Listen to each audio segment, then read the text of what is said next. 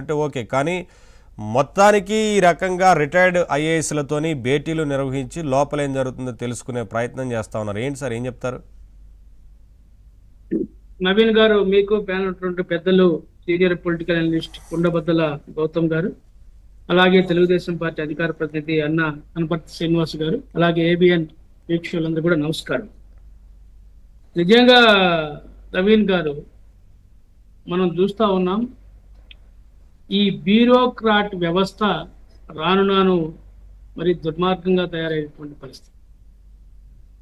ఎందుకంటే అధికారులే రాజకీయ నేతల్లాగా మరి కొన్ని సందర్భాల్లో అతిగా ప్రవర్తిస్తున్నటువంటి పరిస్థితులు మనం చూసాం.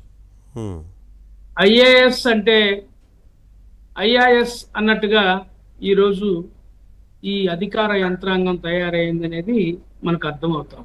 ఎంతో మంది నిజాయితీ పరులు అధికారులు అన్న కనపర్తి శ్రీనివాసరావు చెప్పారు, శంకరన్, అలాగే మోహన్ కందా లాంటి మనం చూసాం. అనేక మంది ఐఏఎస్ అధికారులు కార్యదీక్షతో వాళ్ళు వచ్చినటువంటి గ్రాస్ రూట్ లెవెల్లో వచ్చినటువంటి పరిస్థితులు, ప్రజలకు ఏ విధంగా న్యాయం చేయాలా, పేద ప్రజలకు ఏ విధంగా అండగా ఉండాలా, రూల్స్ ని వైలేట్ కాకుండా ఏ విధంగా పరిపాలన సాగించాలనేటువంటి విషయాల్లో ఎంతో మంది నిబద్ధత కలిగినటువంటి సివిల్ సర్వెంట్స్, ఐఏఎస్ కానివ్వండి, ఆర్పిఎస్ కానివ్వండి, ఐఆర్ఎస్ కానివ్వండి, ఐఎఫ్ఎస్ కానివ్వండి, అందరూ అధికారులు కూడా మరి గతంలో పనిచేశారు. అయితే ఇప్పుడు ఈ అధికార వ్యామోహంలో పడిపోయి అధికారులు అనేక మంది ఈరోజు రాజకీయ నేతలకి సలాం కొట్టేటువంటి పరిస్థితులు ఏర్పడ్డాయి. అవినీతిమయమైపోయినటువంటి అధికారులు అనేక మంది కోట్లాది రూపాయలు మరి అవినీతి ద్వారా సంపాదించుకొని, ఏదైతే ఆర్థిక వ్యవస్థలో కిడ్ ప్రోకో లాగా రాజకీయాల్లో కూడా ఈ కిడ్ ప్రోకోని తీసుకొచ్చి ఇది చేస్తే ఇది నీకు అనేటువంటి పరిస్థితి తీసుకొచ్చి ఈరోజు రాజకీయాలని కలుషితం చేస్తా ఉన్నారు. అధికార యంత్రాంగం కూడా పరిపాలనలో మరి కలుషితంగా వ్యవహరిస్తున్నటువంటి పరిస్థితి చాలా స్పష్టంగా అర్థమవుతుంది.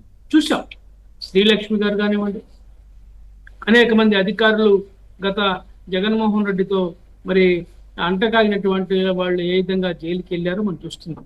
నిన్న సునీల్ నాయక్ కానివ్వండి, పిఎస్ఆర్ ఆంజనేయులు కానివ్వండి, ఇలాంటి వాళ్ళు అనేక మంది మనం చెప్పుకుంటా పోతే ఈ రోజు బయటకు వచ్చి మరి కొంతమంది పార్టీలు పెట్టి మరి వాళ్ళు ఎన్నికలకు మేము వెళ్తున్నామని చెప్పి కూడా ప్రచారం చేసుకుంటున్నారు, పార్టీలు పెడతాం. అసలు ఈ ఐఏఎస్ అధికారులకి వీళ్ళు పార్టీలు పెట్టేంత ఆర్థిక స్తోమత ఎక్కడి నుంచి వచ్చింది, వీళ్ళ శక్తి ఎంత, వీళ్ళు ఎక్కడి నుంచి వీళ్ళు ప్రస్తావన స్టార్ట్ అయింది, వీళ్ళు ఏ విధంగా వీళ్ళు ఆస్తులు సంపాదించారు, దీని మీద కూడా ప్రభుత్వం విచారణ జరిపించాల్సిన అవసరం ఉంది. వాస్తవంగా మనం చూసినట్లయితే మరి 2014 నుంచి 19 దాకా గత చంద్రబాబు ప్రభుత్వ హయాంలో కూడా మరి జగన్మోహన్ రెడ్డి తనకు సన్నిహితంగా ఉన్నటువంటి అనేక మంది అధికారులు ఈ విధంగా ఒక దుష్ప్రచారం చేసుకోవటం కోసం ఒక కూటమిలాగా ఏర్పడి ఒక గూడ్ పుటాన్ని నడిపినటువంటి పరిస్థితులు మనం చూసాం. అయితే ఈ రోజు కూడా ఏదో రేపు అధికారంలోకి జగన్మోహన్ రెడ్డి రాబోతా ఉన్నాడు, మీ అందరికి ఎమ్మెల్యే టికెట్లు ఇస్తాడు, మంత్రులను చేస్తాడు, లేకపోతే ఉన్నతమైనటువంటి స్థానాల్లో మిమ్మల్ని కూర్చోబెడతారు, చీఫ్ సెక్రటరీగా కూర్చోబెడతాడు, డీజీపీలుగా చేస్తారు, ఐజీలుగా చేస్తారని చెప్పి కొంతమంది ఐఏఎస్ కార్యదర్శి స్థాయి అధికారుల్ని మరి కొంతమంది కూడగట్టేటువంటి ప్రయత్నం చేయటం, ప్రభుత్వంలో జరుగుతున్నటువంటి ఏదైనా అవినీతి అక్రమాలు ఏదైనా ఉంటే దానికి సంబంధించినటువంటి డేటాని కలెక్ట్ చేయటం. ఎందుకంటే అధికారులకే తెలిసింది, ఎందుకంటే వేగ్గా రాజకీయ నాయకులు ఏదో మేము మాట్లాడతాం సమాచారం ఉంటాయి, కానీ కంటెంట్ మాత్రం అధికారుల నుంచే డేటా మొత్తం రావాలంటే టెక్నికల్ గా మనం చూసినట్లయితే మరి ఏదైనా కాంట్రాక్టుల విషయంలో కానివ్వండి, ఏదైనా ప్రభుత్వ పథకానికి సంబంధించినటువంటి అంశాలు కానివ్వండి, లేకపోతే కొత్త స్కీమ్స్ ఇంప్లిమెంటేషన్ కానివ్వండి, లేకపోతే ప్రభుత్వం ఇంటర్నల్ గా మరి చేసేటువంటి అనేక కార్యక్రమాలకు సంబంధించినటువంటి సమాచారం మొత్తం కూడా రావాలంటే అధికారుల దగ్గరే ఉంటుంది. అలాంటి అధికారులని కూడగట్టడం కోసం మరి గతంలో హైదరాబాద్ హైటెక్ సిటీ ప్రాంతంలో ఒక అపార్ట్మెంట్ లో జరిగినటువంటి పరిస్థితి, ఈ రోజు విజయవాడ నగరానికి మరి ఉన్నటువంటి విజయవాడ నగరంలో కృష్ణానది ఒడ్డున ఒక అపార్ట్మెంట్ లో ఇలాంటి సమావేశాలు ఏర్పాటు చేయడానికి మరి ఐఏఎస్ అధికారులు ప్రయత్నం చేయటం, అది లీక్ కావటం, ఇవన్నీ మనం చూస్తా ఉన్నాం. ఎందుకంటే ఒకటి నిఘా నేత్రం అనేది ఈ రోజు మనం చూస్తా ఉన్నాం. ప్రభుత్వం కూడా ఏ అధికారులు ఎలా వ్యవహరిస్తున్నారు, వాళ్ళ తీరుతెన్నులేంటి, ఇవన్నీ గమనిస్తున్నారు. ఇక్కడ ముఖ్యంగా మనం గమనించాల్సిన విషయం ఏంటంటే ఈ రోజు చంద్రబాబు కంటే కూడా లోకేష్ మీద ఈ రోజు కన్నేసినటువంటి పరిస్థితులు ఈరోజు స్పష్టంగా చూస్తా ఉన్నాం. లోకేష్ ని ఏ విధంగా మరి అతను చేసినటువంటి విద్యాశాఖ మీద కానివ్వండి, లేకపోతే ఆయన నిర్వహిస్తున్నటువంటి శాఖలు కానివ్వండి, ఆయన ఏ విధంగా ఈ యొక్క పారిశ్రామికవేత్తలతో అప్రోచ్ అవుతున్నాడు, వీటి మీద ఏంటి, ఇవన్నీ కూడా ఒక్కొక్కటి బయటికి తీసుకొచ్చి ఈరోజు చంద్రబాబుతో పాటు లోకేష్ ను కూడా బద్నాం చేయాలన్నటువంటి ఆలోచనతోటి అధికారులు మరి వ్యవహరిస్తున్నట్టుగా చాలా స్పష్టంగా అర్థమవుతా ఉంది. దీని మీద ప్రభుత్వం మరి ఆలోచించాల్సిన అవసరం ఉంది. ఎందుకంటే నేను ఒకటే కోరుతా ఉన్నా, అధికారులు నియమ నిబద్ధతకు లోబడి ప్రజల కోసం పనిచేసేటువంటి అధికారులుగా ఉండాలి కానీ మరి అవినీతి రాజకీయ నాయకులకు వెన్నుదన్నుగా నిలబడటం అనేది సమంజసం కాదు. ఈరోజు అనేక మంది జైలుకు పోయారు మనం చూసాం. లిక్కర్ స్కామ్ లో మరి ఎంతమంది అధికారులు జైలుకు పోయారు మనం చూస్తా ఉన్నాం. గతంలో శ్రీలక్ష్మి లాంటి వాళ్ళు జైలుకు పోయేటువంటి పరిస్థితులు మనం చూస్తా ఉన్నాం. అలాగే కాదంబరి జత్వాని విషయంలో మరి ఐపీఎస్ అధికారులు ఏ విధంగా మరి జైలుకు పోయారు మనం చూసాం. ఇంకా వీళ్ళకి ఏమాత్రం విఘ్నత ఉన్నా, సిగ్గు శరం ఉంటే ఈ ఐఏఎస్ అధికారులు మరి ఇప్పటికైనా సక్రమంగా వ్యవహరించాల్సిన అవసరం ఉంది. ఈరోజు మిమ్మల్ని ఏ విధంగా ఆదర్శంగా తీసుకోవాలి, నేను ఈ యువత సివిల్ సర్వీస్ లోకి రావాలో ఆలోచన చేయండి. ఈరోజు మనం చూస్తా ఉన్నా, ఈ రోజే చాలా కేసుల్లో మీరు చెప్పినట్లుగా గతంలో పనిచేసిన అధికారులు చాలా కేసుల్లో ఉన్నారు, నిందితులుగా ఉన్నారు, కొంతమంది జైలుకు వెళ్ళొచ్చారు. ఇవన్నీ జరుగుతూ ఉన్నాయి. గొప్ప గొప్ప అధికారులను చూసాము.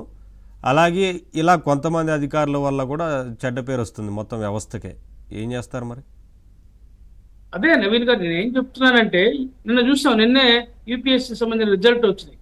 మన దేశం మొత్తం మేము చూస్తే 958 మంది సివిల్ సర్వీస్కి ఎన్నికైనట్టుగా.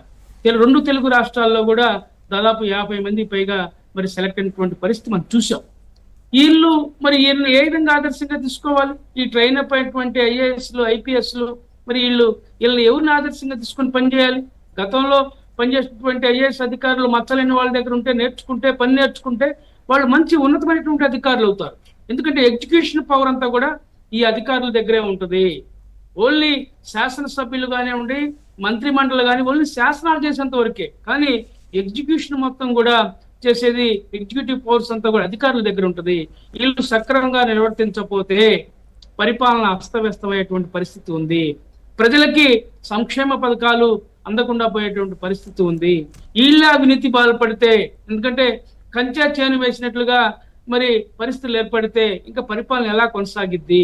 నేను ఒకటే కోరుతా ఉన్నా, రాష్ట్ర ప్రభుత్వం ఎవరైతే ఈ యొక్క మరి గత ప్రభుత్వంలో అవినీతిమయంగా వ్యవహరించినటువంటి అధికారులు, ఈ రోజు కూటమి ప్రభుత్వాన్ని నిందలు వేయడానికి ప్రయత్నం చేస్తున్నటువంటి అధికారులు, గూడు పుటాన్ని నిర్వహిస్తున్నటువంటి అధికారుల మీద నిఘా పెట్టి అవసరమైతే సాక్ష్యాధారాలు సంపాదించి వాళ్ళని జైలుకు పంపించాల్సిన అవసరం ఉంది. ఎందుకంటే మేధావులే దారి తప్పితే, నేను ఒకటే మరొక మాట చెప్తా ఉన్నా, మేధావులే దారి తప్పితే ఈ సమాజం బస్టు పట్టిపోయే పరిస్థితులు ఉన్నాయి.